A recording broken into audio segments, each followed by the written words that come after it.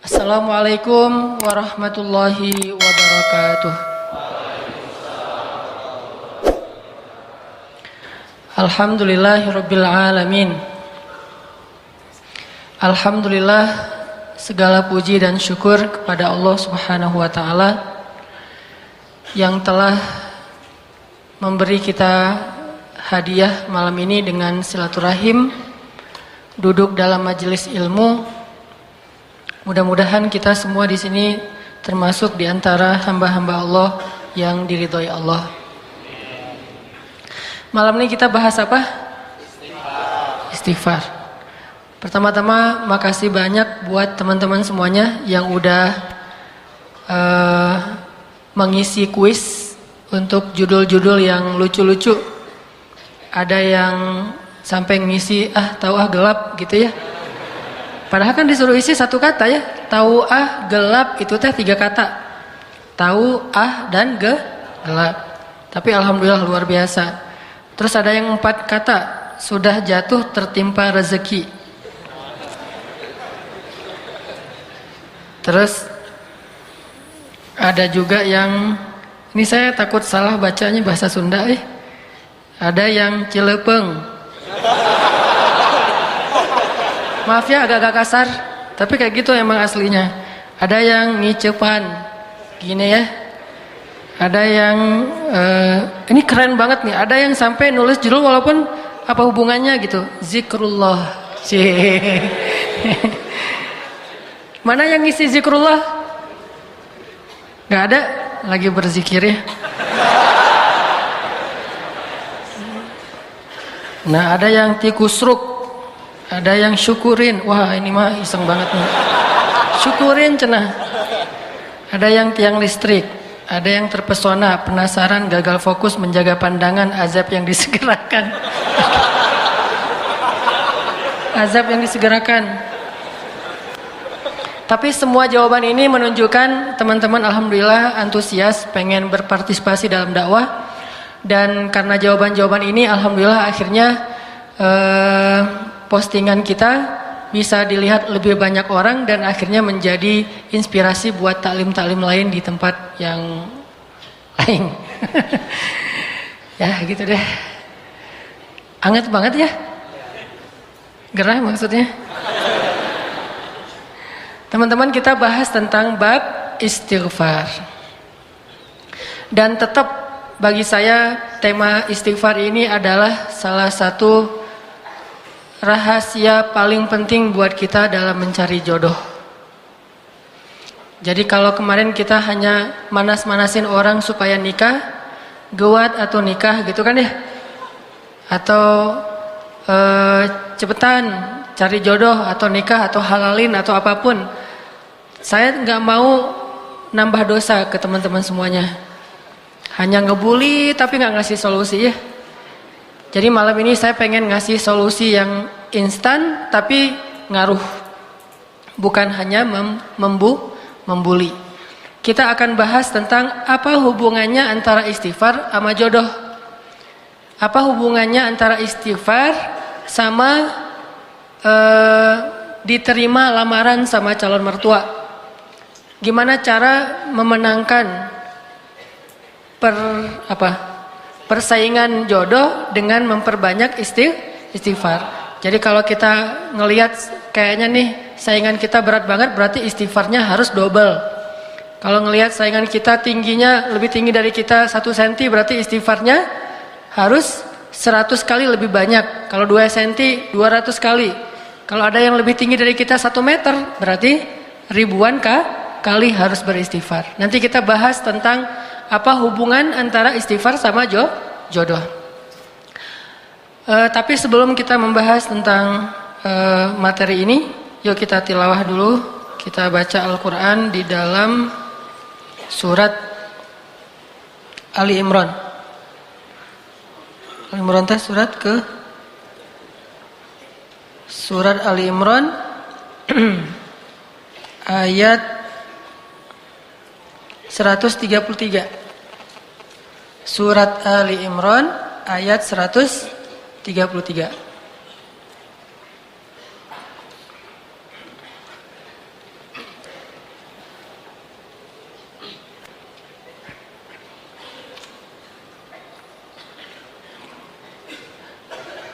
Terus saya di sini ngelihat makasih juga buat teman-teman yang datangnya pakai bendera Palestina. Ini ada beberapa yang bawa bendera Palestina. Cuman kalau ini Palestina, Palestina ya. Cuma kebalik ya. Kalau Palestina itu hitamnya di atas, hijaunya di bawah. Kalau yang hitamnya di bawah, hijaunya di atas itu bendera Dubai, bendera Emirat. Jadi nanti mungkin bisa dicek lagi. Makasih banyak. Ada yang bawa bendera Israel mungkin? Gak ada. Alhamdulillah ya. Biasanya kalau yang bawa bendera Israel itu di Tomorrowland. Jadi kalau di Tomorrowland tuh bendera paling banyak berkibar adalah bendera Israel. Kalau di Masjid TSB insya Allah yang paling banyak berkibar pertama bendera Indonesia, kedua bendera Palestina. Surat Ali Imran ayat 133. A'udzu billahi minasy syaithanir rajim. Mangga. A'udzu billahi minasy syaithanir rajim. Bismillahirrahmanirrahim.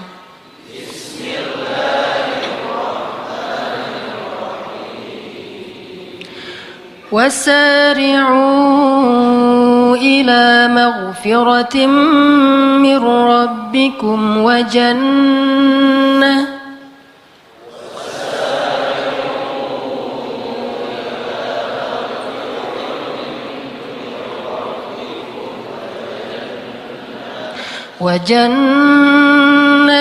عرضها السماوات والأرض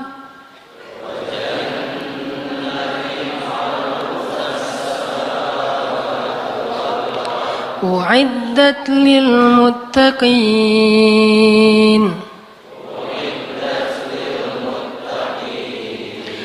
الذين ينفقون في السراء والضراء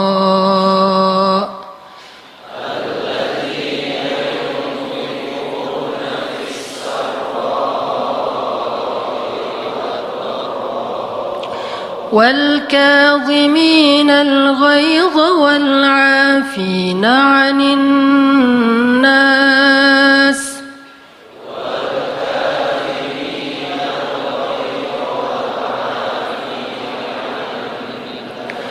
والله يحب المحسنين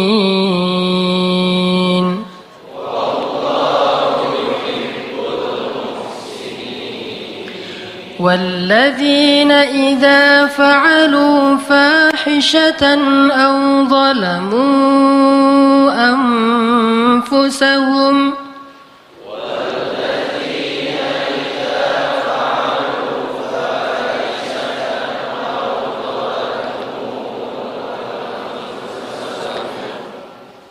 ظلموا أنفسهم ذكروا الله فاستغفروا لذنوبهم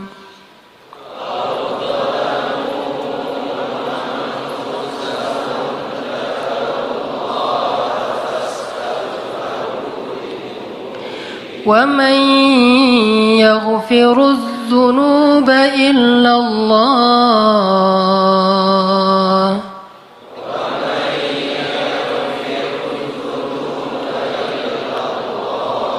ولم يصروا على ما فعلوا وهم يعلمون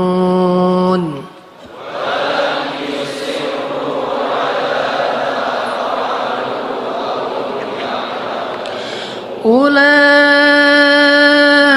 جزاؤهم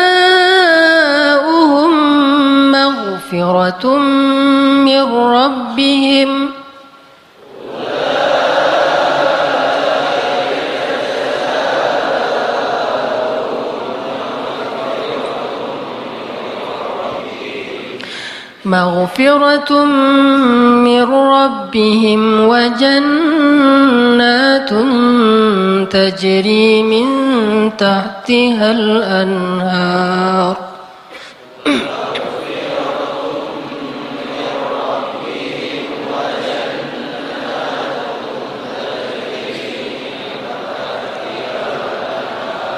تجري من تحتها الأنهار خالدين فيها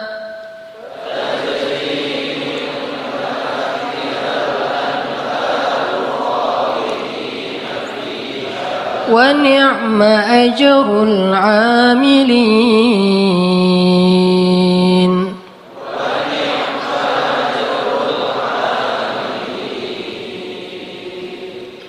Terus satu surat lagi, surat At-Tahrim, surat 66 ayat 8. Surat At-Tahrim, surat 66 ayat 8.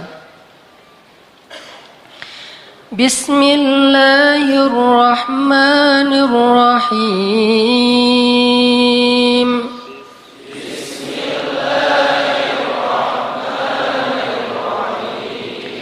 يا أيها الذين آمنوا توبوا إلى الله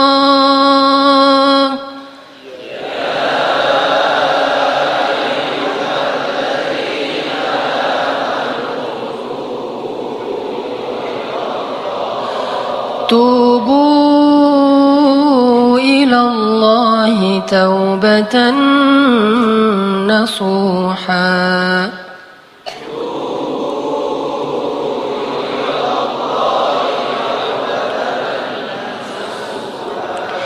عسى ربكم أن يكفر عنكم سيئاتكم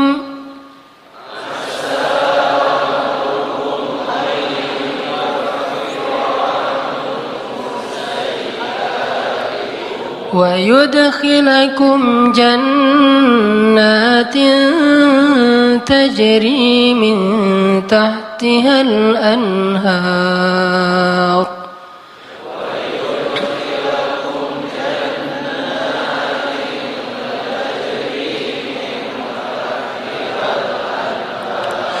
يوم لا يخزي الله النبي والذين آمنوا معه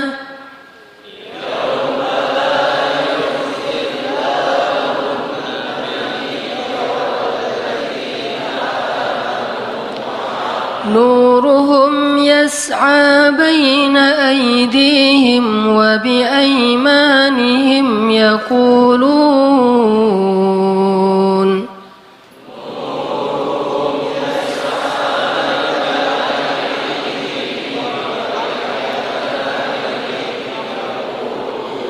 يقولون ربنا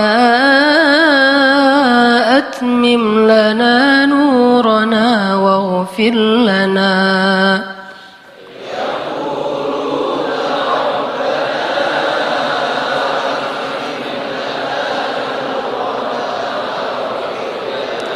إنك على كل شيء قدير.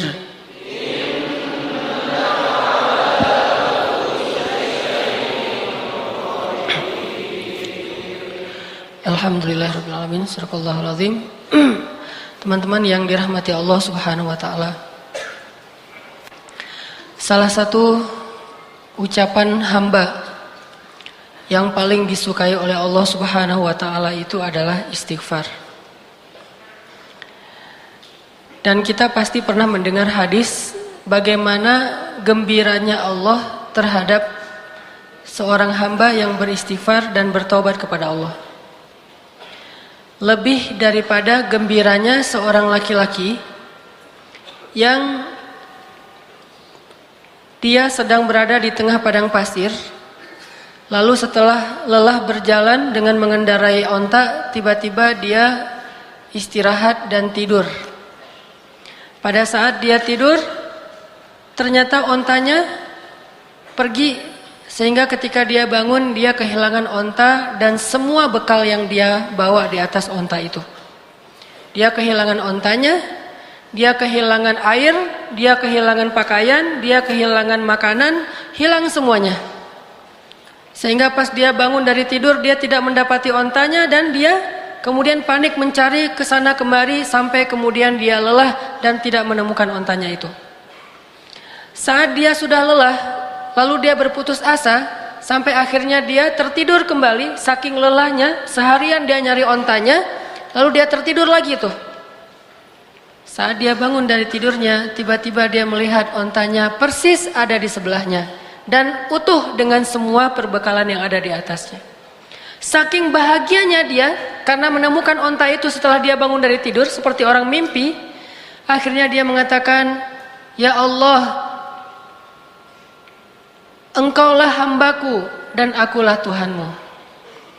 Saking bahagianya dia salah mengucap sampai mengatakan, "Allah, Engkaulah hambaku dan aku Tuhanmu." Kebalik, saking bahagianya dia menemukan onta tersebut. Ini nunjukin gimana orang bahagia banget sampai salah ngomong gitu. Kalau kita mungkin saking bahagianya diterima oleh seorang pernah nggak sih kayak gitu? Nggak pernah menduga sama sekali tuh cewek mau sama kita. Wah, itu luar biasa. Kalau udah menduga dia pasti mau sama gua gitu ya. Itu biasa kan ya? Pernah nggak kayak gitu? Kepedeannya. Ada cewek kalau itu sih kayaknya mau banget tuh sama gua tuh pasti. Neng, Kang gitu. Langsung dia berbunga-bunga. Salah, maaf, bukan kamu maksudnya gitu. Ini orang iseng ya.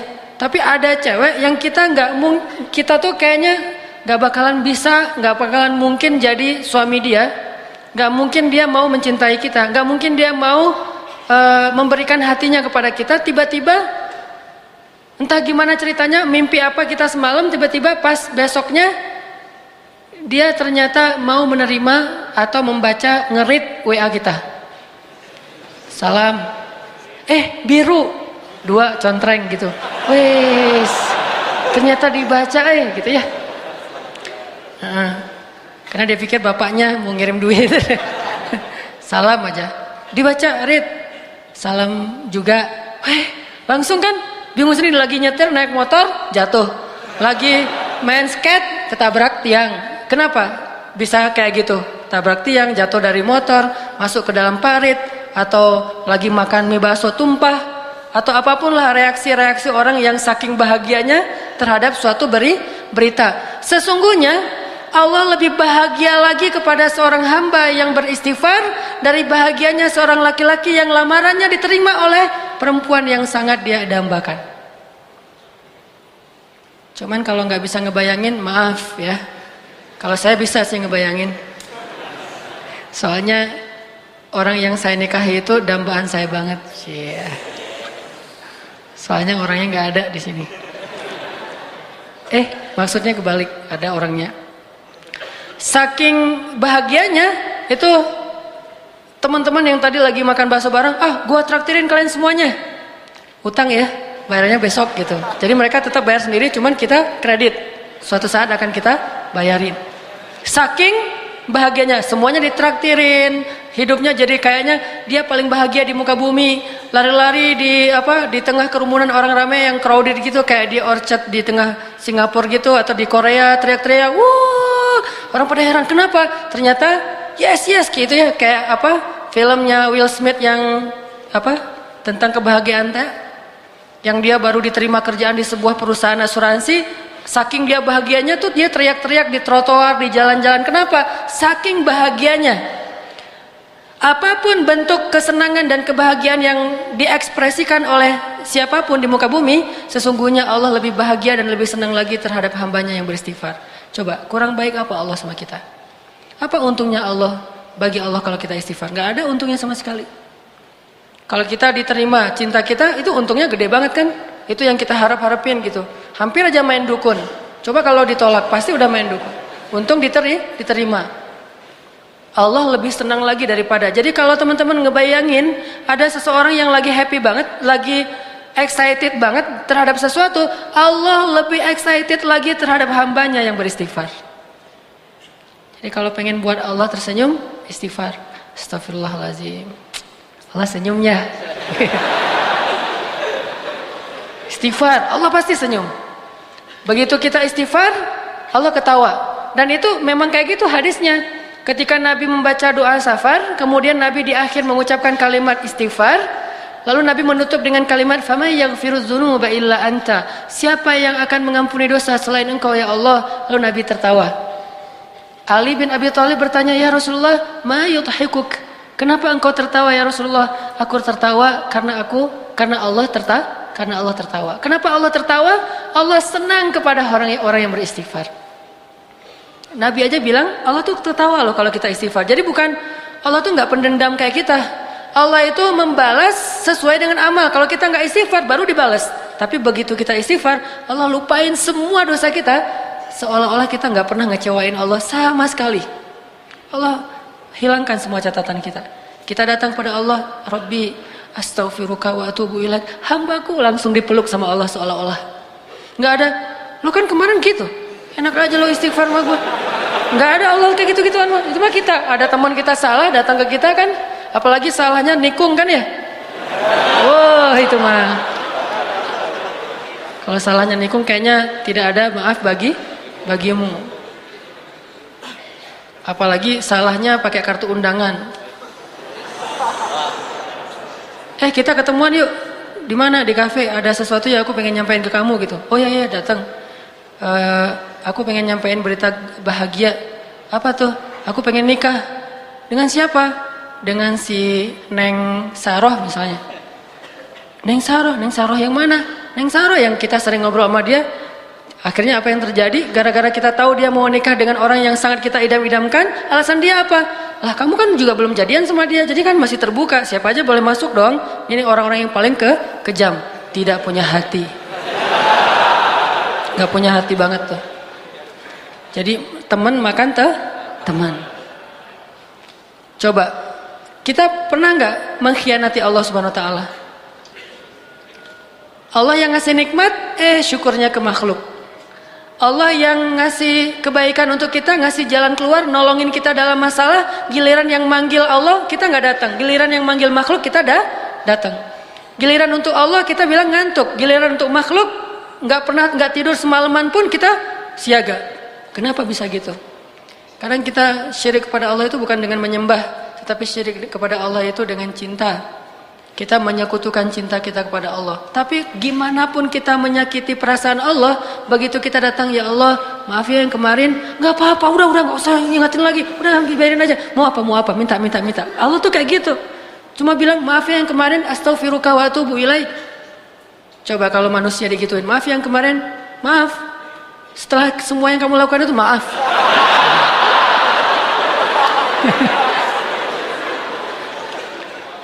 Ini bakat acting yang belum tersalurkan. Jadi Allah tuh seneng banget kepada hamba yang beristighfar. Jadi kalian kalau teman-teman kita semuanya kalau istighfar sama Allah tuh yang pede. Allah mau nggak ya? Gak enak kamu aja deh yang istighfarin buat gua. Ya Allah istighfar buat dia gitu. Kan nggak perlu gitu kan? Ini karena kita nggak pede. Saya nggak enak maju sama Allah. Kamu aja yang soft pertama, saya mah paling belakang. Kenapa? Soalnya saya banyak dosa. Nggak mau ntar Allah ngelihat ke saya, ntar gimana saya mau jawab apa? Nggak perlu. Karena kalau kita datang kepada Allah, pede aja karena Allah Maha Ghaffar, Ghafur. Dua lagi tuh, Ghaffar dan Ghafur.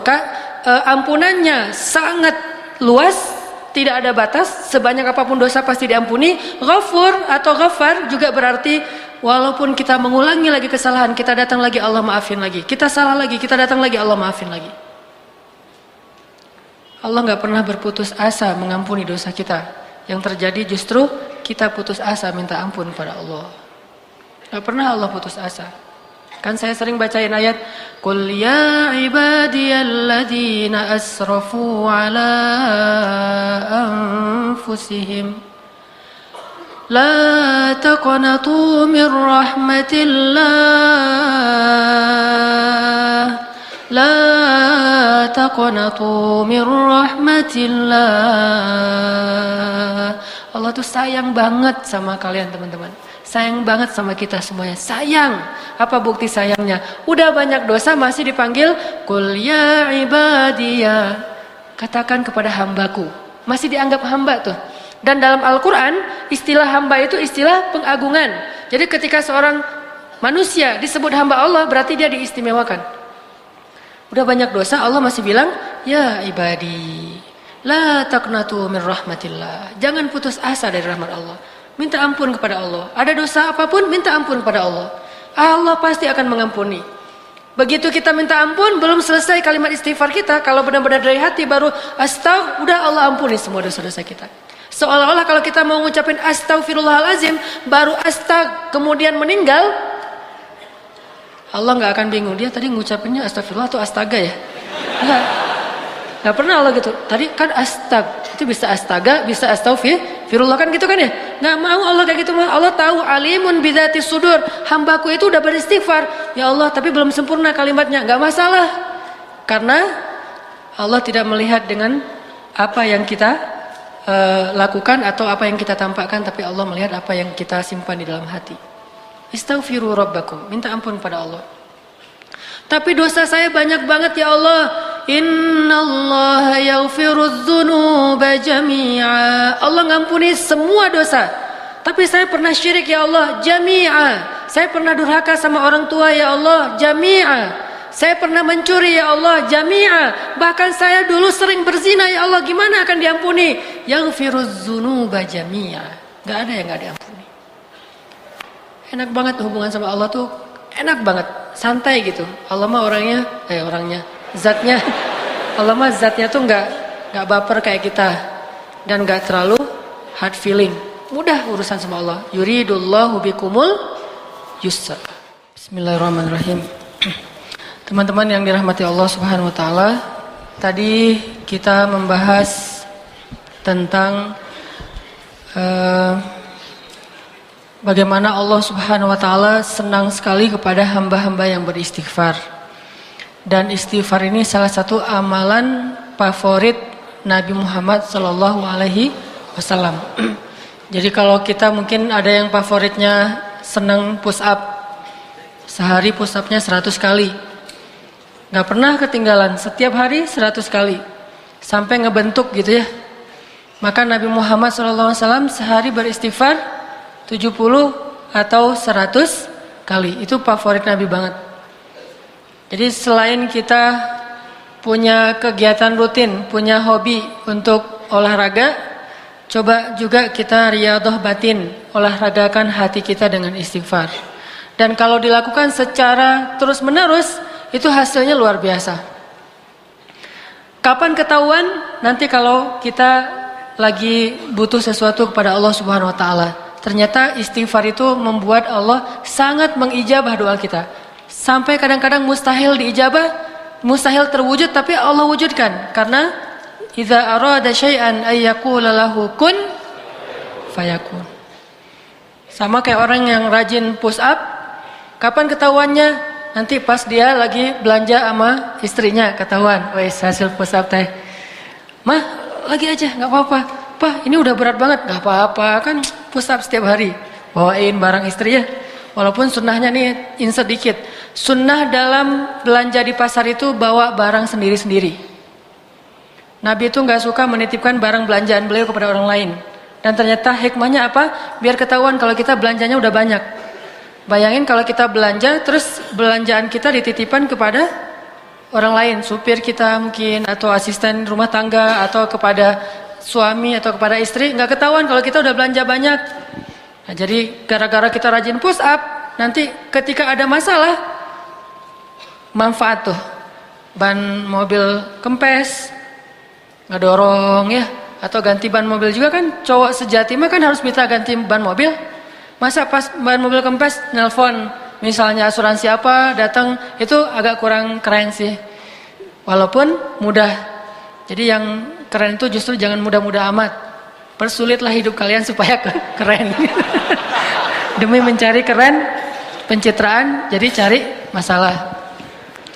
Ketahuanlah orang yang rajin olahraga, orang yang rajin tilawah Al-Quran, orang yang rajin tahajud, orang yang rajin puasa, suatu saat nanti itu pasti akan ada hasilnya ketika dalam kondisi-kondisi tertentu. Begitu juga istighfar.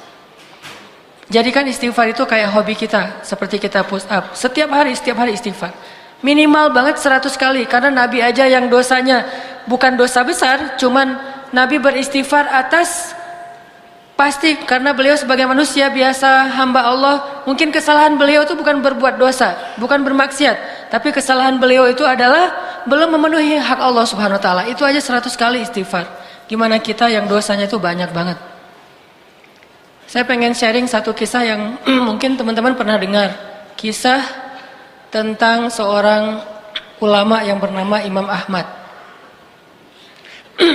Imam Ahmad itu muridnya siapa? Murid gurunya yaitu Imam Asy-Syafi'i. Imam Ahmad itu menghafal hadis alfi hadisan, 1.000.000 hadis. Jadi Imam Ahmad itu menghafal 1.000.000 hadis. Dan sama dengan kita.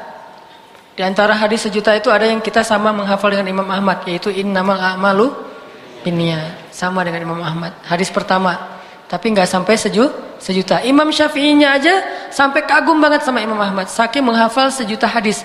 Dianggap sebagai ulama hadis. Suatu hari Imam Ahmad itu tinggal di Baghdad dan beliau bilang, kenapa ya saya kok pengen banget ke Basrah. Padahal beliau tuh nggak kenal siapapun di Basrah. Baghdad Basrah itu lumayan beda provinsi. Saya kepengen banget ke Basrah. Udah lama pengen ke Basrah. Cuman di sana beliau nggak kenal siapapun, tidak ada niat ketemu siapa-siapa, tidak ada janji dengan siapa-siapa, tidak ada urusan apapun. Cuman nggak tahu, pengen aja ke Basrah. Sehingga karena kepengen terus, ada kayak sesuatu yang mengganjal dalam diri beliau. Kayaknya nih ada sesuatu yang harus saya tunaikan, saya harus ke Basrah. Kayak telepati gitu, kayak batin. Akhirnya beliau memutuskan berangkat ke Basrah. Saat beliau sampai di Basrah malam hari, beliau mampir ke sebuah masjid, sholat isya di situ. Setelah selesai sholat isya, beliau tidur di dalam masjid, capek. Tapi tiba-tiba datang pengurus masjid atau marbot membangunkan beliau. Hei, wahai laki-laki, ya rojul, kenapa kamu tidur di dalam masjid? Kata marbotnya teh. Kata Imam Ahmad, ana musafir, saya sedang bermusafir, saya butuh istirahat. Kata marbotnya, nggak boleh tidur dalam masjid, kamu keluar gitu. Akhirnya Imam Ahmad diusir keluar dari masjid, maka tidurlah beliau di teras masjid. Masjidnya dikunci. Pas tidur di teras masjid, marbot tadi datang lagi. Ya rojul, hei orang laki-laki, kenapa kamu tidur di sini? Lah, kan tadi nggak boleh tidur di dalam. Akhirnya saya tidur di luar. Tetap nggak boleh di dalam masjid. Ini masih area masjid. Keluar, diusir sampai ke jalan. Dalam kondisi kayak gitu, terlihatlah adegan itu kepada seorang penjual roti yang tinggal atau punya toko di depan masjid. Akhirnya dipanggil, ya rojul, kesini. Masuk, kalau kamu mau tempat bermalam, tinggallah di rumah saya. Tapi seadanya, saya mah bukan orang kaya, tinggal aja di sini. Ini ada tempat tidur kecil. Kata Imam Ahmad, baik, jazakallahu khair. Kalau boleh saya bermalam 1 malam, karena saya musafir. Tinggal di situ. Ketika Imam Ahmad sedang tinggal di situ, Imam Ahmad memperhatikan tukang roti ini bekerja. Setiap kali mengaduk roti, beristighfar. Ngaduk roti, ini mah roti canai. Kalau roti Arab mah gitu. Kalau roti India, astagfirullahalazim. Pokoknya 1 kali adukan istighfar. Ngaduk roti yang masih tepung gitu, astagfirullahalazim. Kemudian bikin roti, astagfirullahalazim. Apapun yang beliau lakukan, istighfar. Sehingga akhirnya Imam Ahmad berkata, sudah berapa lama kamu beristighfar seperti itu? Kata tukang roti, saya sudah jual roti ini selama kurang lebih 30 tahun. Dan setiap kali ngaduk saya beristighfar. Berarti dia sudah mendawamkan istighfarnya kurang lebih selama 30 tahun. Jadi hobinya tuh astagfirullahaladzim. Bukan bersiul, bukan bersenandung, bukan bernyanyi, bukan dengar MP3. Tapi dia beristighfar. Atau dengan MP3-nya istighfar. Astagfirullah. Pokoknya istighfar aja. Udah 30 tahun. Lalu Imam Ahmad bertanya, kalau sudah melakukan sekian lama, terus apa hasilnya? Kata Imam Ahmad. Kata tukang roti itu, alhamdulillah wahai rajul, wahai laki-laki, tidak ada permintaan saya kecuali Allah kabulkan. Saya baru bilang ya Rob, udah Allah kabulkan. Baru bilang ya Rob, sudah Allah kabulkan. Setiap saya minta apapun, Allah kabulkan. Alhamdulillah, ini berkah dari istighfar. Karena saya yakin, kata dia, Nabi bersabda, tidaklah seseorang mulazamah atau iltizam, dia selalu beristighfar, dawam dengan istighfar, kecuali Allah Subhanahu wa taala akan memberikan jalan keluar dari setiap masalah dan mengabulkan doa-doanya dan memberikan rezeki yang tidak pernah terduga-duga. Kata laki-laki tadi, penjual roti, cuma satu permintaan saya yang belum dikabulkan. Imam Ahmad bertanya, apa itu? Saya pernah berdoa, ya Allah, saya kagum sama Imam Ahmad bin Hambal. Saya ingin bertemu dengan beliau. Kabulkanlah ya Allah. Langsung Imam Ahmad bertakbir, Allahu Akbar. Ternyata ini nih masalahnya. Kenapa saya kok nggak enak hati selama di Baghdad? Akhirnya saya jadi kepengen ke Basrah. Itu gara-gara istighfar laki-laki penjual roti. Istighfar dialah yang membuat Imam Ahmad jadi datang ke Basrah dan bertemu dengan laki-laki tersebut. Coba bayangin. Jadi dawamkan istighfar. Pengen mulai sekarang nih. Selama berapa? 30 tahun. Gak apa-apa, 30 tahun. Nanti sekarang usia teman-teman berapa rata-rata? 40? 20 ya? 20 berarti 30 tahun lagi 50 tahun. Ya Allah, bidadari. Kita bayangin, astagfirullahaladzim, astagfirullahaladzim, astagfirullahaladzim. Setelah 30 tahun, datang. Bersabarlah selama 30 tahun. Makanya tadi saya bilang hubungan istighfar dengan jodoh. Kalau kita ngerasa sulit untuk mendapatkan orang yang kita harapkan, yang kita idam-idamkan dalam hidup kita menjadi permaisuri, jadi bidadari kita, atau jadi imam kita, banyak-banyak istighfar. Mau punya istri yang cantik, bening, putih, rambutnya ikal, gak usah malu-malu. Mau kan ya? Gak mau ya? Oh, atau udah punya? Kalau kalian pengen punya istri yang seperti hurul ain, matanya jelita. Arti jelita itu matanya besar tapi sayu.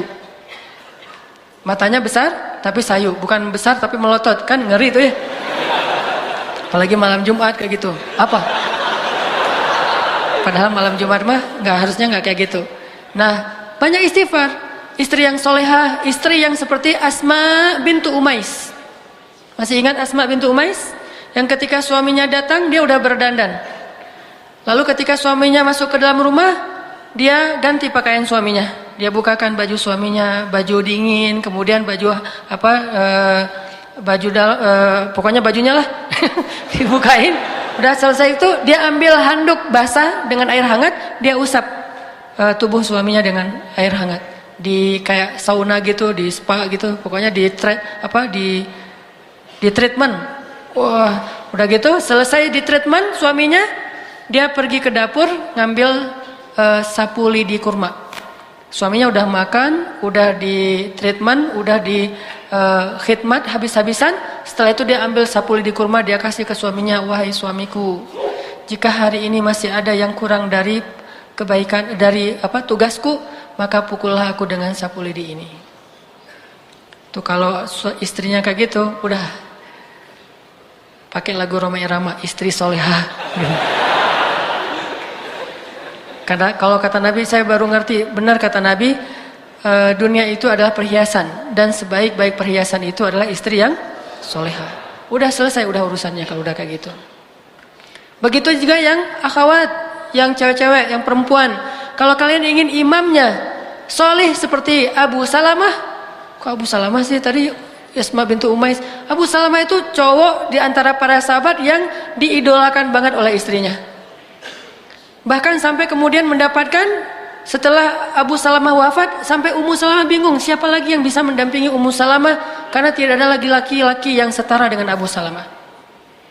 Ya Allah, beri saya ganti yang lebih baik daripadanya. Kan itu doa yang diajarkan Nabi ya. Wakhluf li khairan minha. Tapi siapa yang lebih baik daripada Abu Salamah? Abu Bakar? Enggak.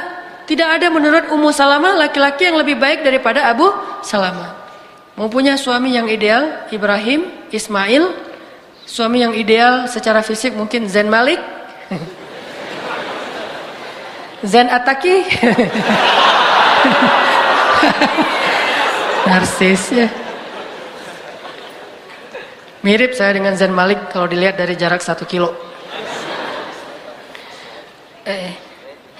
Nah, banyak-banyak istighfar. Bayangin Imam Ahmad sama penjual roti tadi tuh nggak saling kenal loh.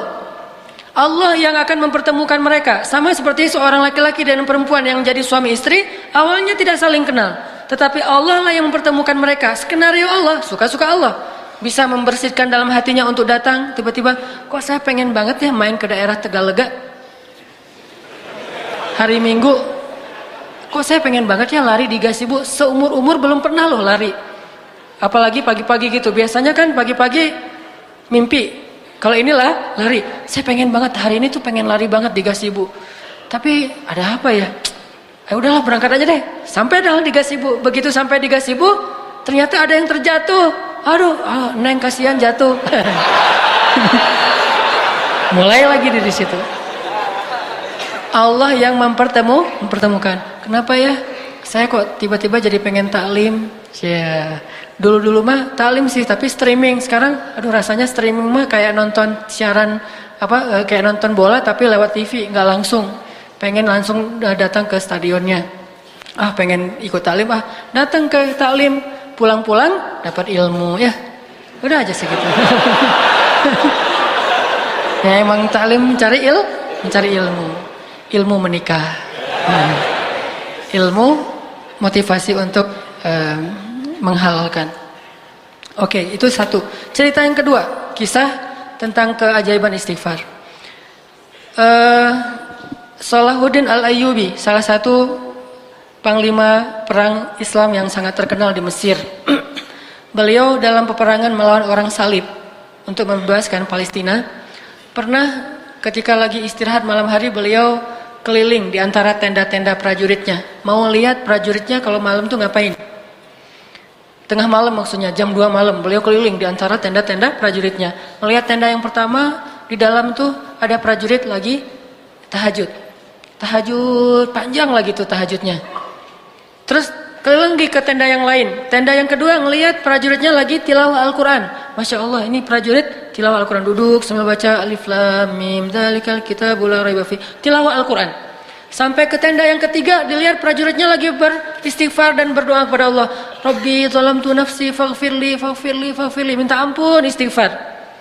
Lalu sampai ke tenda yang keempat, Salahuddin Al-Ayyubi melihat prajuritnya sedang tidur.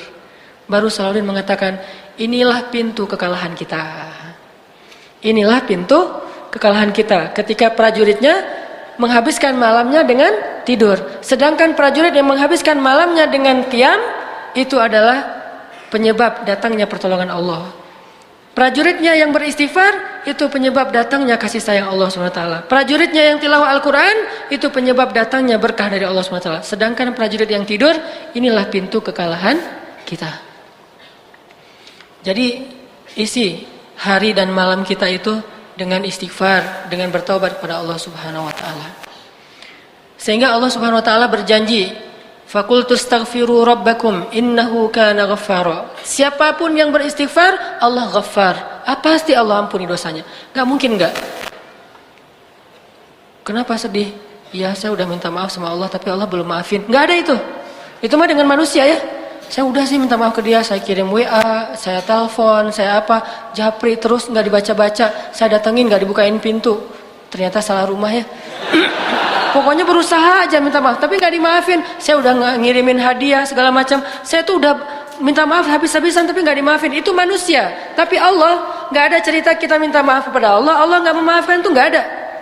Kita minta ampun kepada Allah, Allah nggak mengampuni, itu nggak mungkin. Tidak mungkin orang yang datang kepada Allah pulang dalam keadaan kecewa. Catat tuh, gak mungkin orang yang datang kepada Allah pulang dalam keadaan kecewa. Maka wasari'u ila maghfiratin min rabbikum. Segeralah datang kepada Tuhan kalian. Infiru, berlarilah kepada Allah Subhanahu wa taala. Sabiqu, berlomba-lombalah kepada Allah Subhanahu wa taala. Istighfar dan dawamkan itu. Mudah-mudahan dengan kita mendawamkan istighfar sekian lama, suatu saat begitu kita angkat tangan, Rabbi, Allah langsung kabulkan. Belum minta ya Allah, alhamdulillah juga sih, ya udah nggak apa-apa deh. Gitu. Allah udah tahu. Nabi Muhammad kan belum ngomong apa-apa, Allah udah kabulin. Nabi Muhammad setiap sore gini doang, pergi aja. Besok sore gitu lagi, pergi lagi. Nggak pernah ngomong apapun, cuman ngelihat ke langit. Tiba-tiba qad nara taqalluba wajhika fis sama' falanuwalliyannaka qiblatan tardaha. Aku udah tahu kamu setiap hari ngelihat ke langit. Udah deh, ganti aja kiblatnya ke arah yang kamu sukai wahai Muhammad. Coba bayangin. Gara-gara Nabi sering istighfar, cuman ngelihat ke langit doang. Sehingga kalau misalnya kita malu meminta dengan lisan, nggak enak, oh mau minta itu, ya udah. Pasang muka paling melas sedunia. Ya. Tapi hati kita membatin. Kan Allah alimun bidati sudur. Hal apa yang kita nggak enak minta ke Allah. Kadang-kadang kita mau minta sesuatu yang menurut kita agak kurang pantas. Kayak Nabi Ayub nggak enak meminta sembuh kepada Allah kan. Nabi Ayub tuh pengen sembuh tapi nggak enak minta sama Allah. Jadi ketika beliau sakit 17 tahun, beliau nggak pernah minta Robbi, Allahumma Rabban Nas, adhibil ba's, ishfi anta syafi la shifaan illa shifa'uk. Gak pernah Nabi Ayub ngomong kayak gitu. Coba kita baru agak panas sedikit, Allahumma shfi anta syafi la shifaan illa shifa'uk. Kita gitu kan?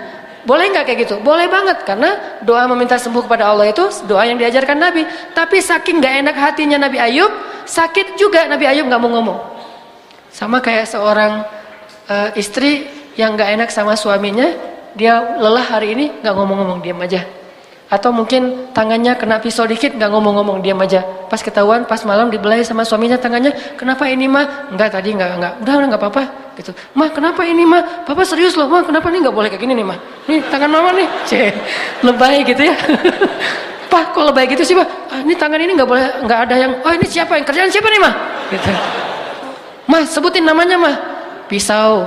Pisau siapa? Di dapur, pisau kita. Oh, akhirnya garing gitu aja. Kirain ada cowok siapa gitu, so gaya-gaya gitu mau ngebales. Nah intinya adalah tadi ngomong apa? Kok jadi Tadi lupa Nabi Ayub, Masya Allah, Barakallah. Nabi Ayub tuh nggak enak mau ngomong sama Allah. Ya Allah saya sakit, sembuhkan saya. Nggak enak. Sampai Nabi Ayub akhirnya mau ngomong gara-gara apa teman-teman? Gara-gara istrinya pulang, maaf, udah nggak punya rambut. Istri satu-satunya yang mendampingi beliau setia selama belasan tahun dalam keadaan sakit. Beliau istrinya kerja, kadang nyuci kandang ternak-ternak orang dibayar, kadang jadi pembantu di rumahnya dibayar, kadang-kadang menggembala ternak dibayar, kadang-kadang nyuci piring dibayar. Pokoknya apa aja lah. Sampai akhirnya nggak punya kerjaan apa-apa istri Nabi Ayub, sedangkan harus memberikan makan kepada suaminya. Udah 3 hari nggak bawa pulang roti, cuma minum air aja. Istrinya pun akhirnya menjual rambutnya. Dia cukur rambutnya, dia jual di pasar.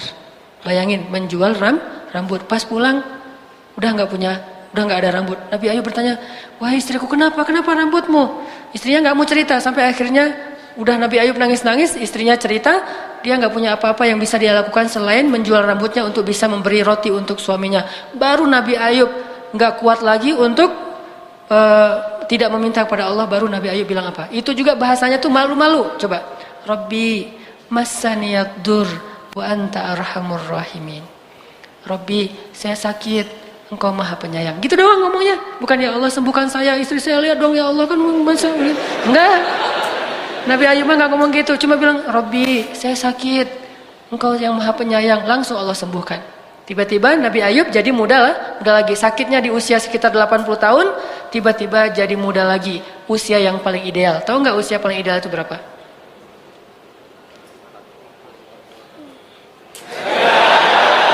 Usia paling ideal itu usia 30 sampai 40 tahun. Kalau sebelum itu masih belum matang. Kalau di atas 40 tahun kematangan.